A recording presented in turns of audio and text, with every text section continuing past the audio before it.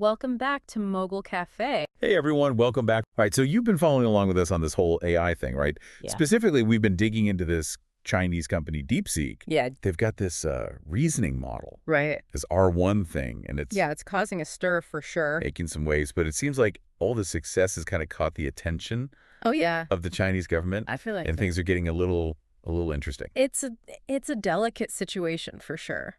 It is a wild story. It's not just some cool new algorithm, Right. We're talking cutting edge AI, government intervention, a dash of corporate mystery. I mean, Yeah. it's got all the makings of like a blockbuster thriller. Oh, yeah. Okay, so rewind for a second, because I know a lot of our listeners have been following along with us, but just to kind of recap, DeepSeek made a big splash with this new AI model they have. It's called R1. Right. It's been dubbed a reasoning model, and they made it open source. Yeah. We're seeing some pretty serious restrictions being placed on DeepSeek, Yeah. especially when it comes to employees traveling abroad. Right. DeepSeek's parent company, Right. the High Flyer, they're holding on to some employee passports. I read about that, and I mean, is that even legal? I mean, the legality of it is a whole other discussion. Sure. But it really highlights the Chinese government's deep concern about losing their edge in AI. They see this top talent and cutting edge tech as like national treasures. This rise of DeepSeek like really plays into China's big ambitions, Yeah. becoming a global leader in AI. Yeah. They see DeepSeek as like a potentially huge player Right. in that whole game. China's like, okay, we're going to play our cards carefully. We're going to control this game a little bit. And restricting travel, Right. especially to the U.S., Right. it's a way for them to protect their interests, prevent any potential loss of intellectual property, especially in a field like AI. Okay, so travel restrictions, It's a little wild. This is where you see a really big difference between like Silicon Valley and China's tech scene. The way talent moves around is way more regulated. They're really prioritizing their national interests over individual mobility. Yeah. It shows you just how complicated the relationship is between these private companies and the government in China. When I first saw that High Flyer was holding passports, I was like, what? Yeah. What is going on here? It's pretty surprising if you're not used to how things work over there. I mean, it really shows you the power dynamics, right? Like, who's really calling the shots? Yeah. High Flyer being involved just adds another layer to all of this. Right. It suggests that the lines between private business and government influence are really blurry. Yeah.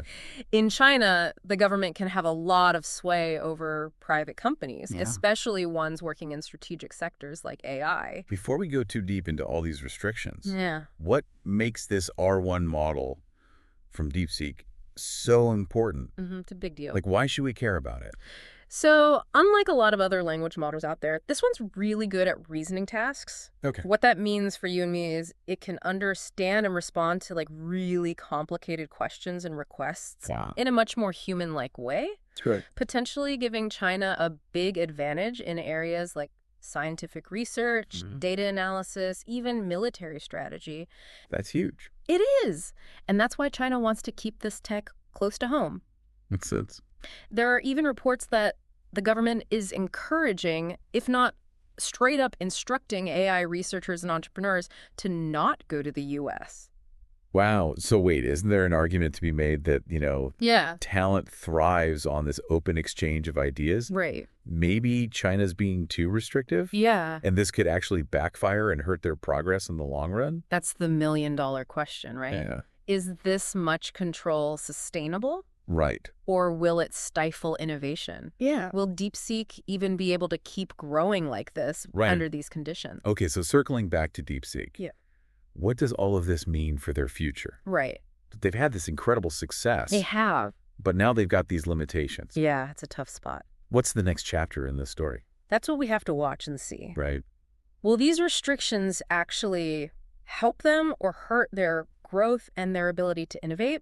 Or will they find a way to navigate this whole situation and come out even stronger? Yeah.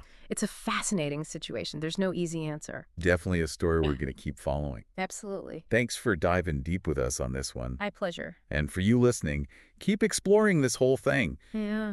It's complex. It's constantly evolving. Yeah. Who knows what the future holds for DeepSeek? Definitely a lot of unknowns. Thanks for listening. Thanks, everyone. We'll see you next time. See ya. Bye.